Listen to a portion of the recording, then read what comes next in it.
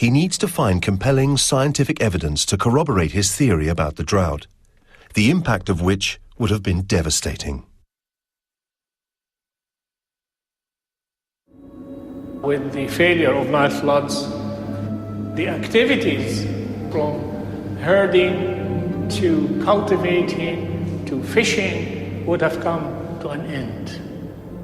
And that means that all the produce of the land, the bread, the figs, would disappear. The most likely cause for the absence of the Nile floods was the failure of the rains upstream in Ethiopia. No rains would have meant no floods.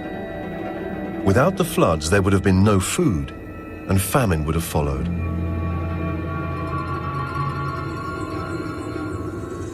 Farmers will die, and many villages would lay totally waste. None of this would exist along the banks of the Nile. It's a plausible theory, but Hassan still has no evidence to support it. Meanwhile, in the far north of the country, archaeologist Dr. Sarah Parkak has discovered a distinct pattern in the abandonment of the villages in the delta. One that seems to support Hassan's theory. The 4 sites that are here are the largest sites.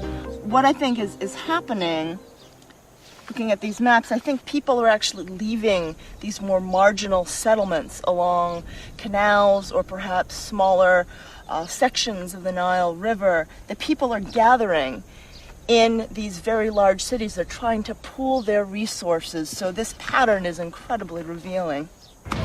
The most vulnerable villages in the delta seem to have been those most dependent on the Nile's flooding. This is good corroborative evidence for Hassan's theory. Dr. Parkak thinks he might be right.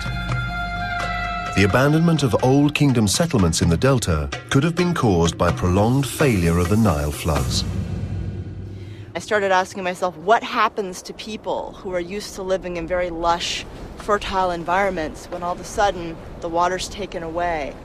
There wouldn't have been enough resources to support your family, to support, continue feeding your cattle. There would have been nothing.